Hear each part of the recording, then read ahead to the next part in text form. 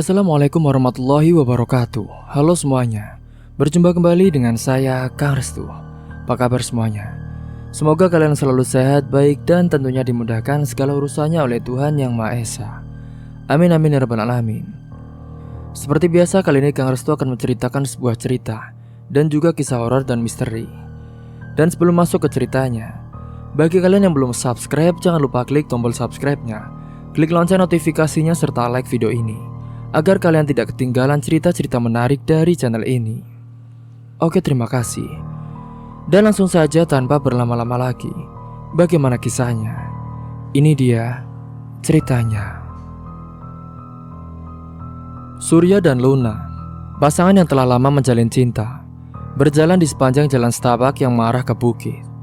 Udara malam yang sejuk mengiringi langkah mereka di bawah langit yang dipenuhi oleh bintang-bintang. Sebagai anak yatim piatu, Surya tumbuh dalam kerasnya kehidupan. Sedangkan Luna adalah anak dari Pak Halim dan juga Bu Kukus, keluarga sederhana yang tinggal di desa kecil ini. Meski berbeda latar belakang, cinta mereka tumbuh kuat, menantang apapun yang menghadang di depan mereka. "Langit malam ini indah ya Luna," ujar Surya dengan senyum tipis di bibirnya.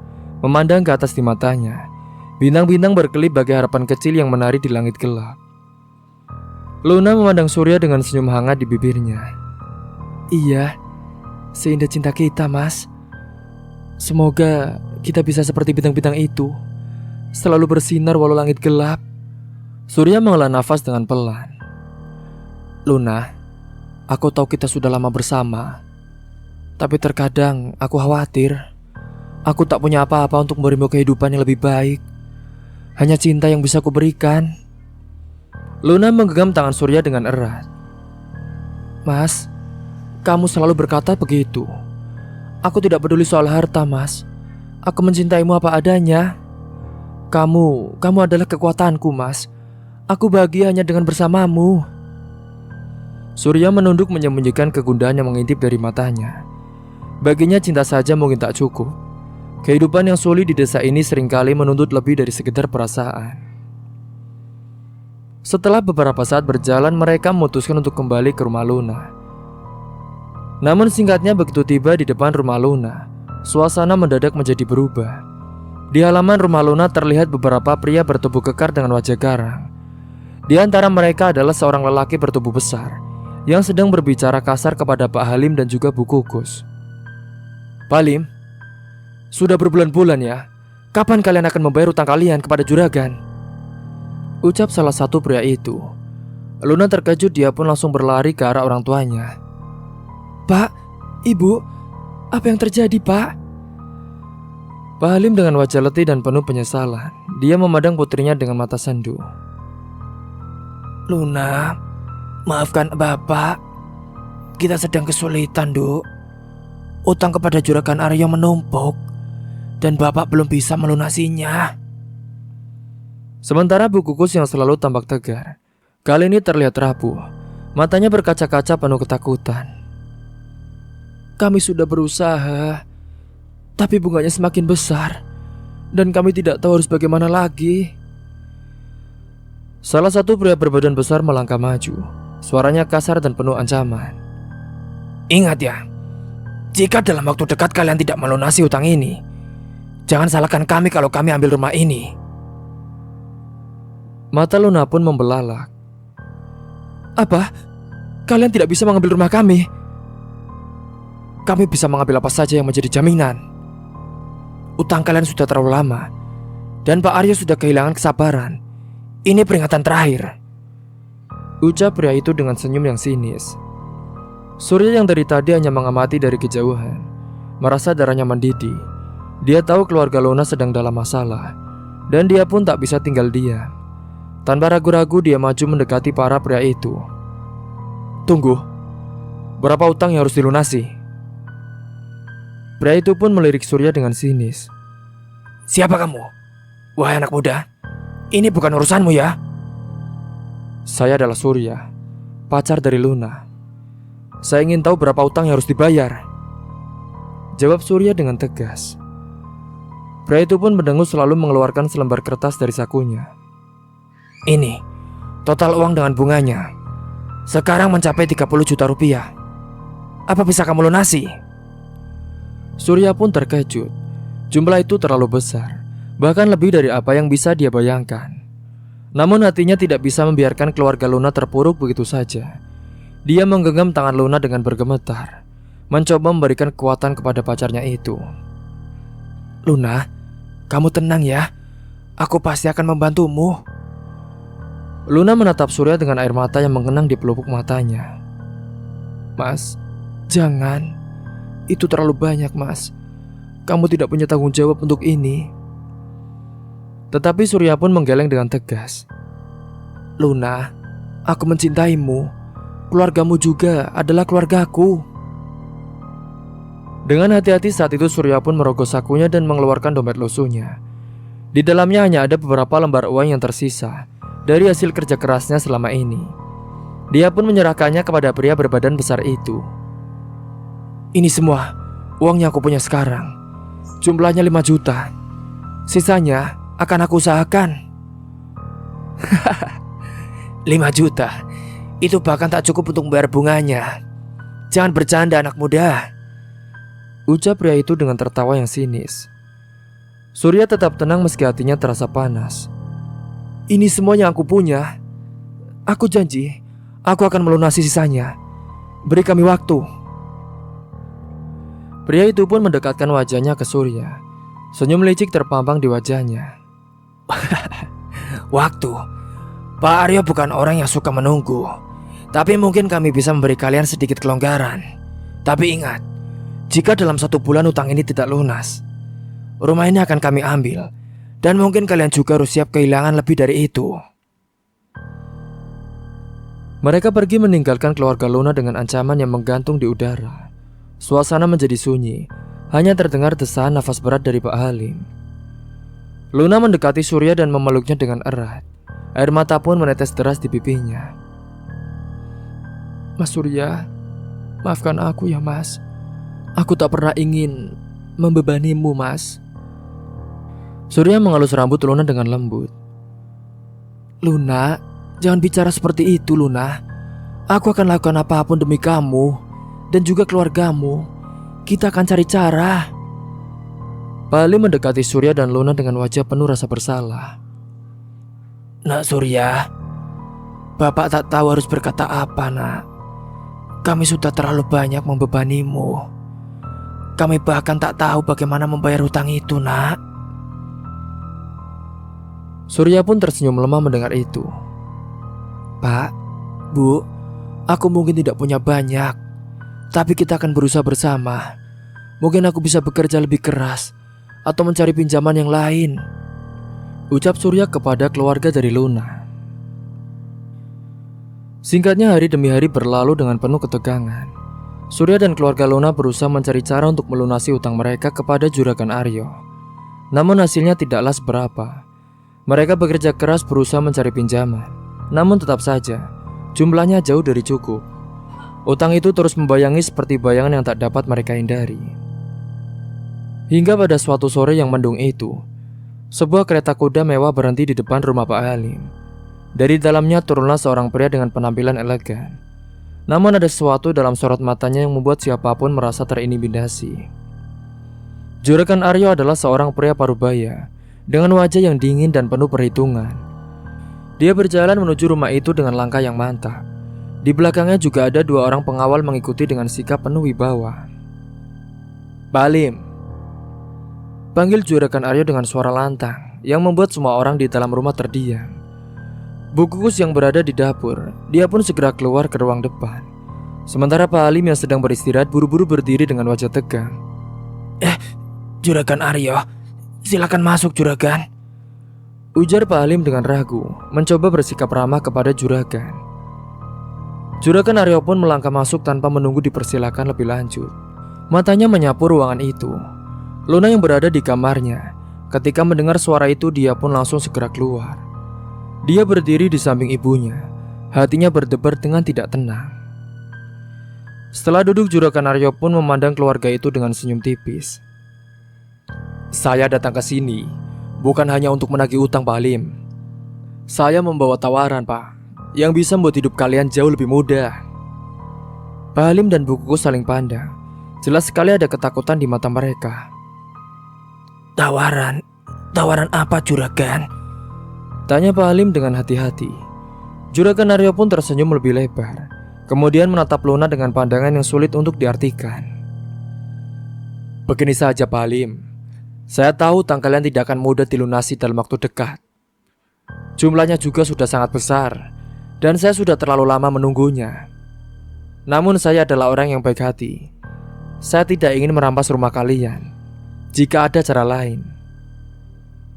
Maksud Anda apa ya juragan? Sederhana saja Pak.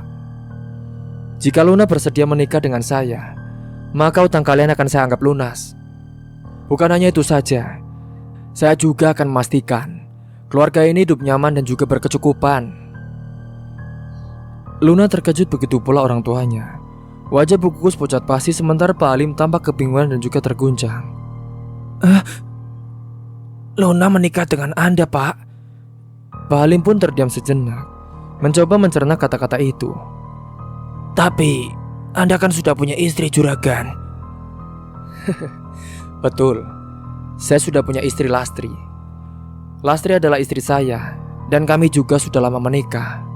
Namun kami tidak punya anak. Saya butuh keturunan untuk mewarisi harta saya.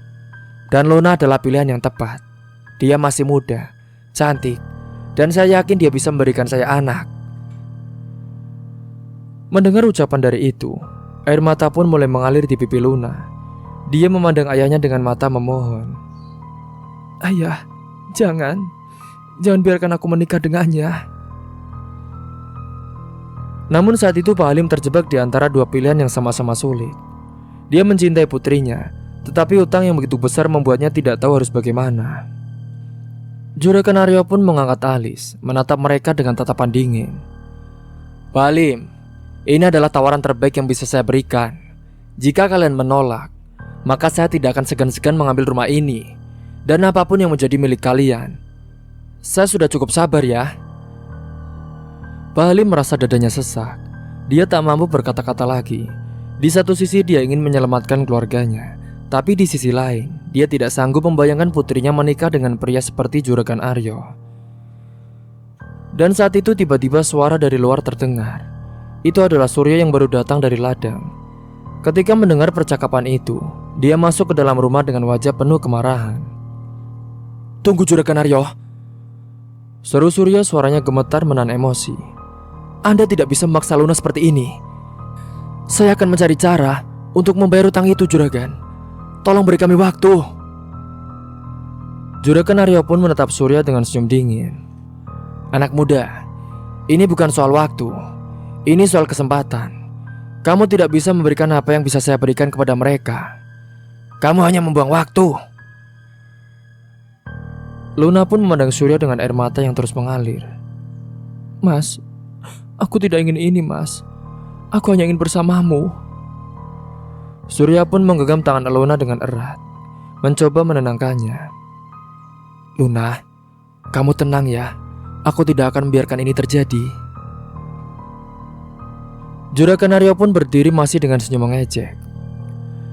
Baiklah, kalau itu keputusan kalian. Tapi ingat, waktu kalian tidak banyak.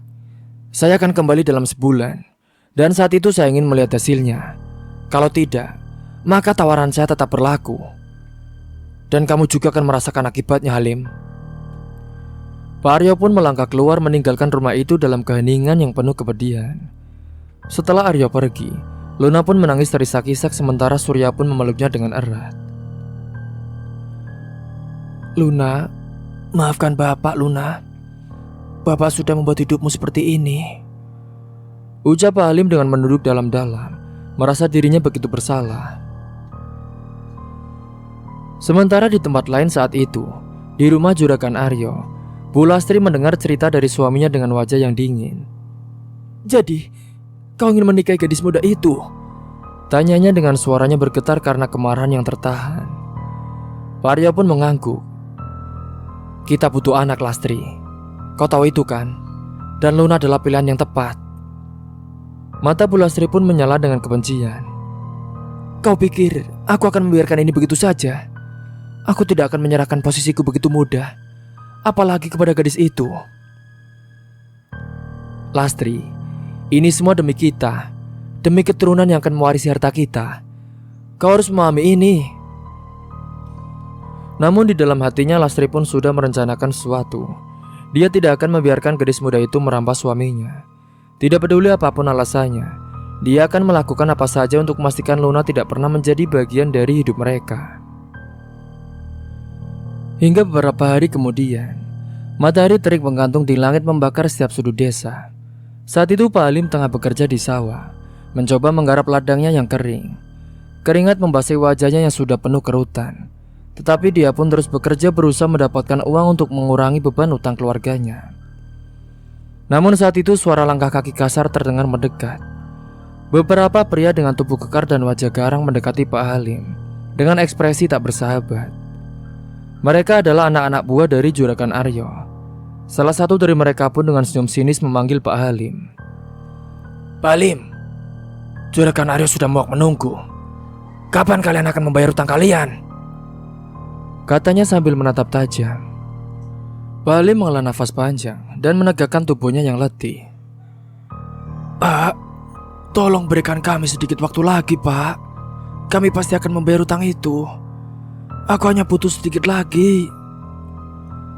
Sebelum Pak Halim menyelesaikan kalimatnya, salah satu pria mendorongnya hingga terjatuh. Kami sudah cukup bersabar ya, Pak. Kamu pikir ini lelucon? Juragan Aryo sudah memberikan tawaran yang baik, tapi kalian malah menolaknya. Pak Halim pun berusaha bangkit, tetapi pria lainnya menendang perutnya dengan keras, membuatnya Pak Halim kembali terjatuh dan mengerang kesakitan. Pukulan demi pukulan terus dilayangkan kepada Pak Halim. Pria tua itu hanya bisa pasrah, tubuhnya terlalu lemah untuk melawan. Di sisi lain, Luna yang sedang di rumah ketika kabar buruk itu sampai kepadanya. Seorang tetangga datang dengan wajah panik, memberitahukan bahwa Pak Halim dihajar di sawah. Tanpa berpikir panjang, Luna pun berlari sekuat tenaga menuju sawah tempat ayahnya bekerja. Ketika dia sampai, Luna melihat ayahnya terkapar dengan luka di wajah dan tubuhnya, yang sudah dikelilingi oleh para pria kasar itu. Bapak! Teriak Luna sambil berlari menghampiri ayahnya. Dia berlutut di samping ayahnya dan menangis. Tolong, hentikan. Jangan sakiti bapakku lagi. Tolong. Salah satu pria itu tertawa dengan dingin. Kamu tahu kan apa yang harus dilakukan untuk menghentikan ini? Kalau kamu mau menikah dengan juragan, maka semua ini akan selesai. Luna menatap ayahnya yang kesakitan dengan mata penuh air mata. Hatinya hancur melihat penderitaan dari ayahnya. Dia menyadari bahwa tidak ada pilihan lain dengan suara tercekik. Luna pun berkata, Baiklah, aku setuju. Aku akan menikah dengan Juragan Aryo. Para pria itu pun tersenyum puas dan meninggalkan Pak Halim yang terbaring di tanah. Luna menunduk mencium dahi ayahnya yang penuh luka, mencoba menenangkan diri. Pak, aku akan menyelamatkan kita semua, Pak. Meskipun harus mengorbankan kebahagiaanku. Hingga singkatnya beberapa hari kemudian, saat itu diadakanlah pesta pernikahan di rumah Juragan Aryo. Para tamu undangan datang dengan pakaian yang mewah, menghiasi ruangan dengan tawa dan juga canda. Juragan Aryo tampak sumringah di depan para tamu mengenakan pakaian pengantin yang indah. Di sampingnya Luna juga berdiri dengan wajah pucat serta pandangan kosong, yang mengenakan gaun pengantin yang tidak dia inginkan. Sementara Pulastri, istri tua dari Pak Aryo, dia duduk di sudut ruangan dengan wajah masam dan mata penuh kemarahan. Dia tidak rela berbagi suaminya dengan wanita lain, terutama dengan gadis semuda Luna. Namun Pak Aryo tidak mengindahkan perasaan istrinya. Dia hanya peduli pada keinginannya sendiri. Dan di tengah kemeriahan pesta itu, tiba-tiba pintu rumah pun terbuka dengan keras. Semua orang menoleh dan di sana berdiri Surya dengan wajah penuh amarah dan mata yang membara. Dia datang dengan nafas memburu mencari Luna di antara kerumunan. Luna! Luna! Teriak Surya, suaranya memenuhi ruangan. Dia berjalan mendekat mengabaikan tatapan para tamu yang terkejut. Apa yang kalian lakukan? Ini tidak benar. Juragan Aryo yang tersentak Wajahnya pun berubah merah karena marah. Dia memberi isyarat kepada para pengawalnya untuk menangkap Surya segera. "Hei, tangkap anak itu, hancurkan dia." Pengawal-pengawal Juragan Aryo pun segera bergerak mengeroyok Surya. Namun saat itu Surya tidak tinggal diam. Dia melawan dengan sekuat tenaga menghantam siapapun yang mencoba menangkapnya. Tetapi jumlah mereka sudah terlalu banyak.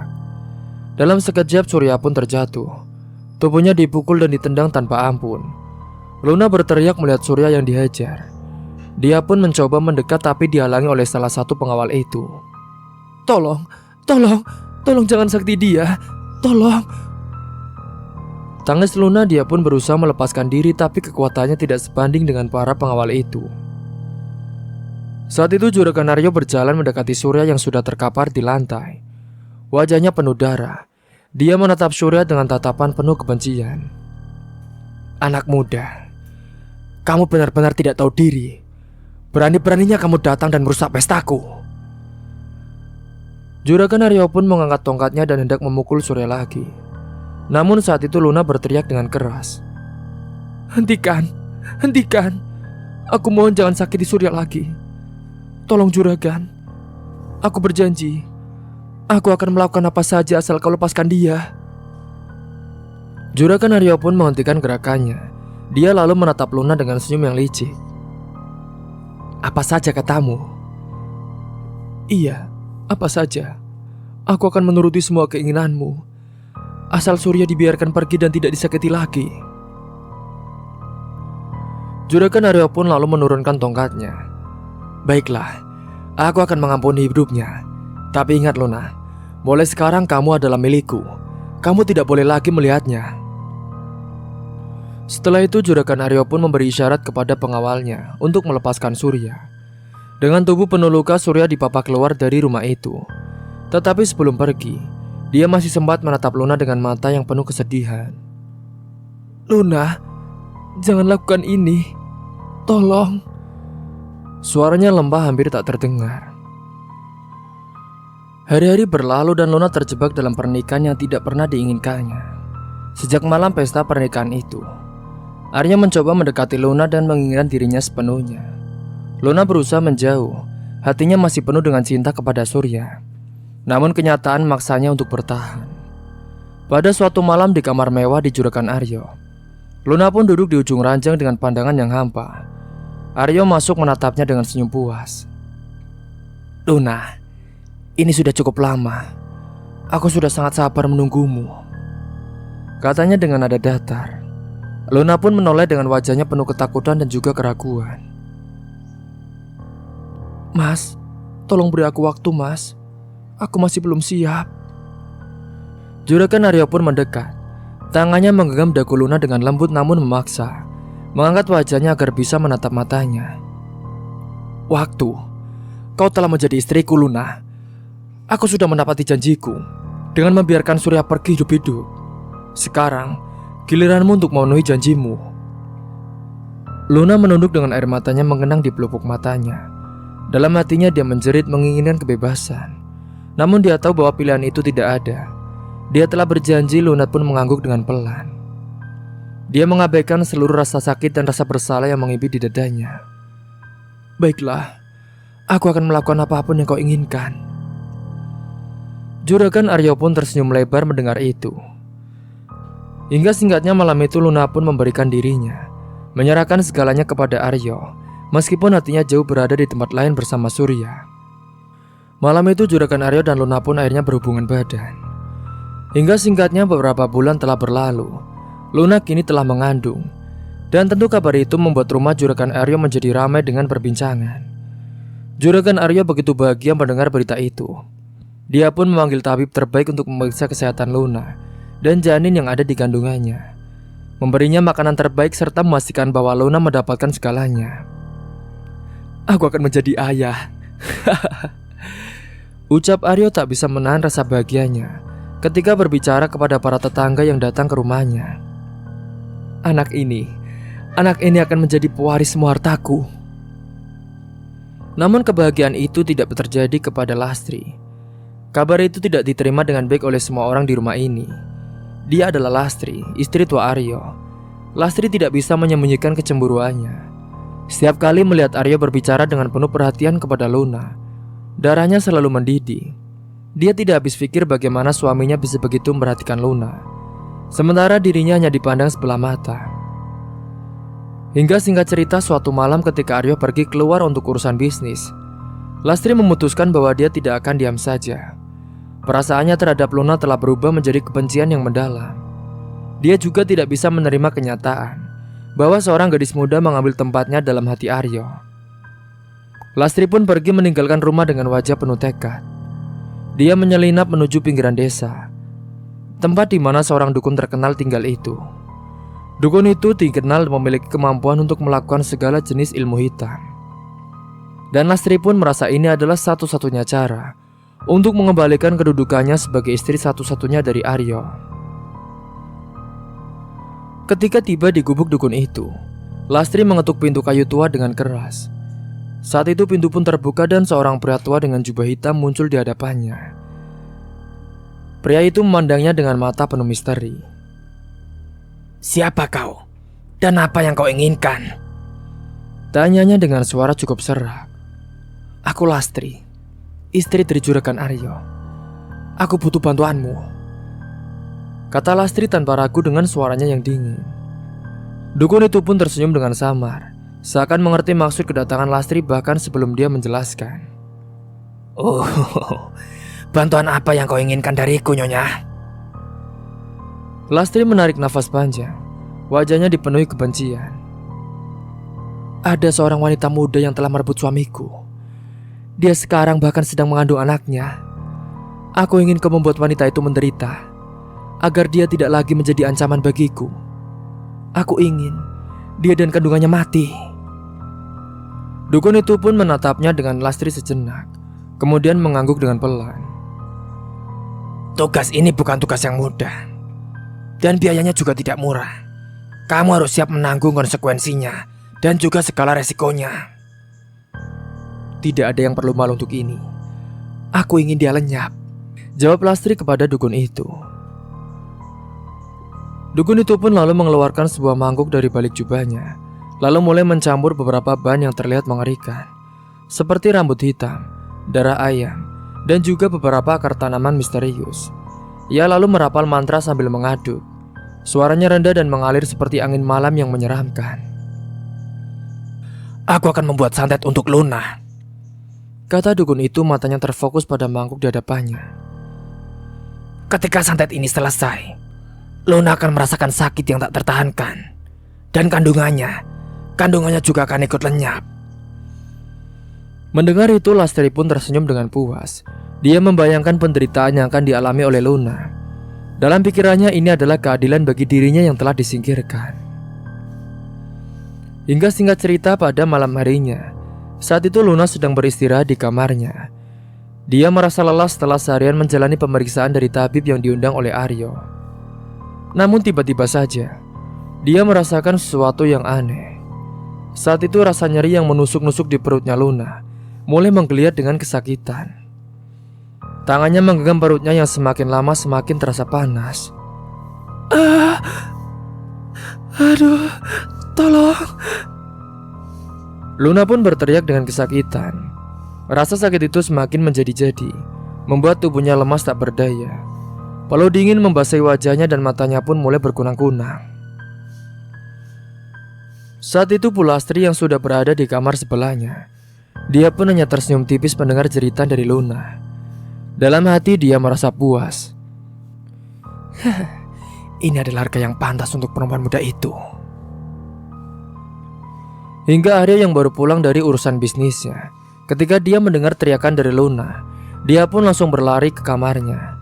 Dia melihat Luna terbaring di lantai dengan wajahnya pucat pasi dan penuh kesakitan. "Luna, apa yang terjadi?" Juragan Aryo pun berlutut mencoba menolong istrinya. "Mas, perutku sakit sekali, Mas. Tolong." Luna merintih kesakitan. Tangannya menggenggam erat tangan Aryo seolah mencoba mencari perlindungan. Juragan Aryo pun langsung memanggil tabib untuk datang. Namun di dalam hatinya Aryo juga merasa ada yang tidak beres dengan ini semua. Dan saat itu tabib datang dan memeriksa Luna. Namun ia juga kebingungan. Juragan, ini bukan sakit biasa, Juragan. Sepertinya ada yang mengirimkan sesuatu yang jahat kepada Nyonya Luna, Juragan. Juragan Aryo pun mengerutkan kening. Dia marah dan cemas berbaur di hatinya. Apa maksudmu? Seseorang mencoba mencelakainya? Iya, Juragan.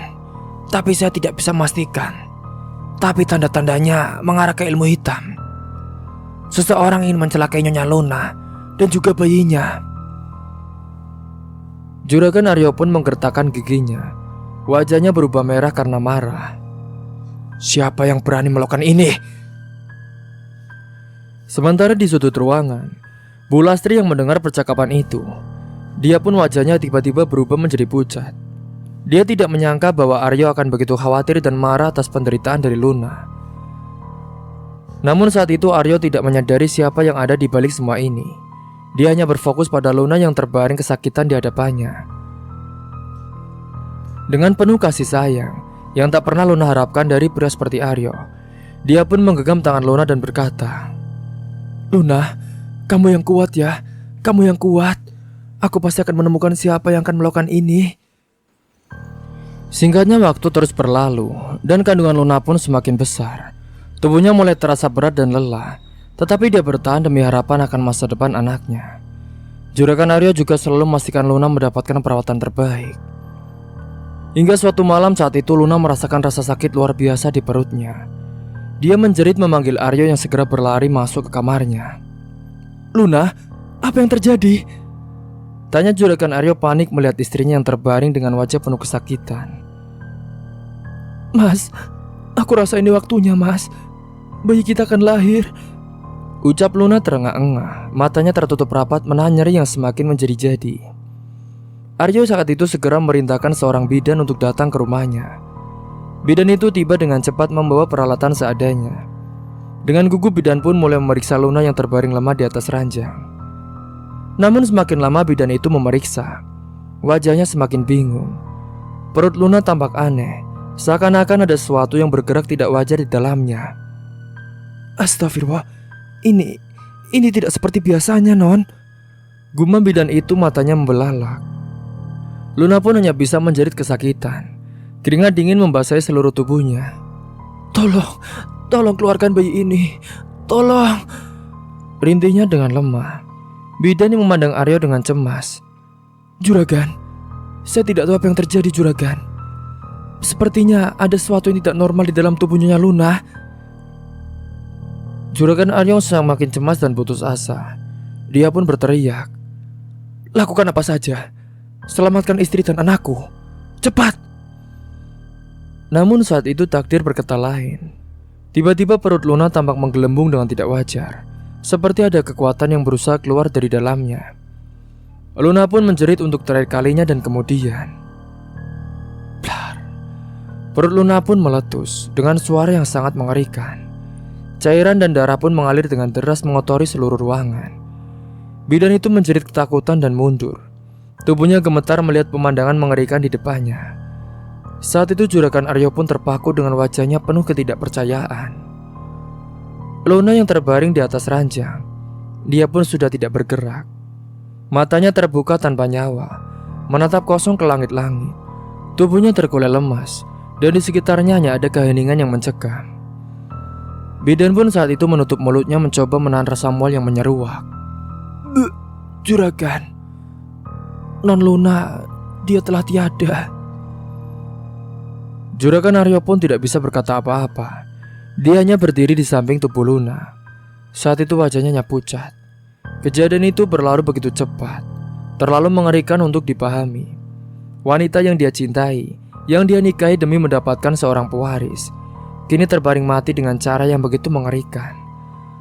Mata Juragan Aryo pun berkaca-kaca. Air matanya mulai menetes dari sudut matanya.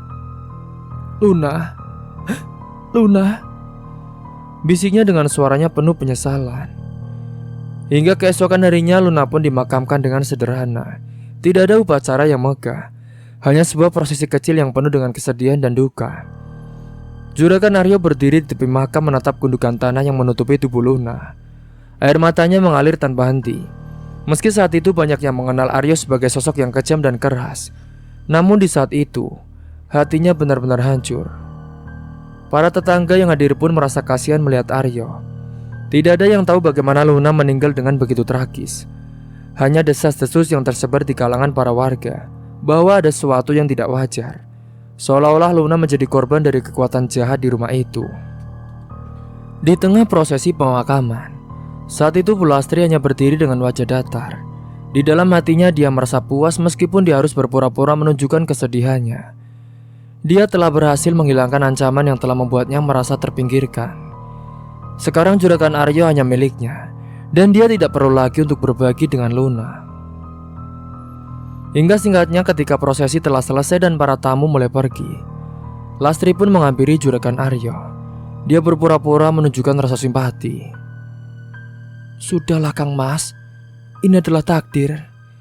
Kita tidak bisa mengubah apa yang telah terjadi, Mas. Katanya dengan lembut, tangannya pun menyentuh bahu Aryo. Saat itu juragan Aryo hanya mengangguk tanpa berkata apa-apa. Wajahnya kosong seolah-olah seluruh dunia telah runtuh di hadapannya. Meskipun ada rasa curiga yang terlintas dalam benaknya bahwa ada sesuatu yang lebih dalam di balik kematian Luna, namun juragan Aryo memilih untuk tidak mencari tahu lebih lanjut. Mungkin karena dia merasa bersalah atau mungkin karena dia terlalu lelah untuk mengungkap kebenaran yang bisa lebih menyakitkan. Malam itu pun juragan Aryo duduk sendirian di kamar yang dulu ditempati oleh Luna. Dia menatap sekeliling mengingat kembali masa-masa ketika Luna masih hidup. Dia ingat senyumannya. Meskipun itu bukan senyuman yang bahagia, dia juga ingat bagaimana Luna berjuang demi keluarganya. Singkat cerita kembali kepada Surya. Saat itu Surya tidak pernah membayangkan hari di mana ia mendengar kabar tentang kematian Luna, wanita yang ia cintai dengan segenap jiwa. Saat kabar itu sampai ke telinganya, tubuhnya seolah kehilangan tenaga. Jantungnya seperti dihantam ribuan ton kesedihan. Luna, gadis yang selalu ia impikan untuk hidup bersama, sekarang telah meninggal dengan cara yang tidak wajar. Surya pun duduk di bawah pohon besar. Matanya penuh dengan air mata yang tak bisa lagi ia tahan. Bayangan wajah Luna terbayang di benaknya, membuat hatinya semakin sakit. Mengapa? Mengapa Luna? Mengapa semua ini harus terjadi padamu? Bisiknya dengan suara gemetar. Kabar kematian Luna pun tak hanya menyengat hati Surya, tetapi juga membuat kemarahannya memuncak. Bagaimana mungkin Luna, gadis baik hati yang selalu berusaha membahagiakan keluarganya, meninggal dengan cara yang begitu mengerikan? Surya tahu di hatinya bahwa ini bukan kematian yang wajar. Ada sesuatu yang kelam, dan dia pun harus mencari tahu tentang kebenarannya. Aku tidak bisa membiarkan ini begitu saja. Aku akan mencari tahu siapa yang bertanggung jawab atas kematianmu, dan mereka akan membayar untuk itu, ucap Surya dengan suara lirih, seolah-olah berbicara kepada Luna. Di malam yang sunyi itu, hanya suara angin yang berbisik pelan melewati pepohonan di pemakaman. Surya dengan seluruh keberanian yang tersisa memutuskan untuk pergi ke makam Luna. Hatinya penuh dengan penyesalan dan cinta yang belum sempat ia ungkapkan sepenuhnya. Di tangan kirinya ada sekop yang ia genggam dengan erat, sementara di matanya terdapat tekad yang tak bisa tergoyahkan. Surya berdiri di depan nisan Luna, menatap batu nisan yang terpahat nama kekasihnya itu. Luna, maafkan aku. Aku terlambat, kata Surya, suaranya penuh dengan kesedihan yang mendalam. Aku tidak ada di sisimu ketika kamu membutuhkanku. Maafkan aku, Luna. Air matanya pun menetes membasahi tanah di hadapannya. Dan tanpa ragu ia pun mulai menggali makam Luna, mengabaikan rasa lelah dan ketakutan yang mungkin mengantuinya. Dalam pikirannya hanya ada satu tujuan, melihat wajah Luna sekali lagi dan memberikan cinta terakhirnya meskipun hanya pada tubuh yang sudah tak bernyawa. Butiran tanah terlempar dan setiap galian membuat Surya semakin mendekat kepada kasihnya yang telah tiada. Waktu seakan berhenti, dan hanya ada Surya kesedihan dan juga cinta yang tak kunjung padam. Hingga akhirnya peti kayu itu pun tampak di bawah tumpukan tanah. Surya menghentikan sejenak pekerjaannya, menatap peti itu dengan pandangan yang penuh perasaan. Dengan tangan yang gemetar, Surya pun membuka peti tersebut. Di dalamnya terlihat tubuh Luna terbaring dengan damai. Wajahnya yang pucat masih memperlihatkan keindahan, meskipun kini telah dibalut dengan keheningan abadi. Surya meraih tubuh Luna, memeluknya dengan erat, membiarkan air matanya mengalir deras di atas wajah kasihnya itu. Luna, ini aku Surya Luna. Aku datang untukmu. Surya pun memeluk tubuh Luna dengan penuh cinta, seperti ingin menyatukan kembali kenangan indah mereka yang kini hanya tersisa di hatinya. Dia menangis terseduh-seduh, mencurahkan seluruh kesedihannya.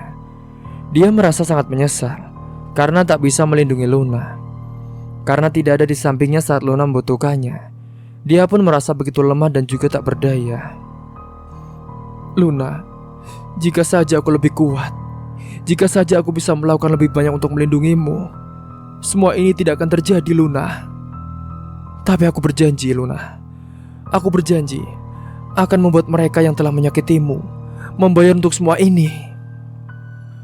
Ucap Surya, suaranya dengan penuh rasa bersalah dan penuh dengan dendam yang bertekad.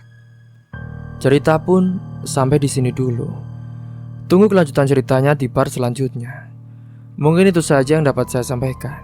Kurang lebihnya mohon maaf apabila ada salah kata ataupun ucapan yang kurang berkenan bagi kalian semua.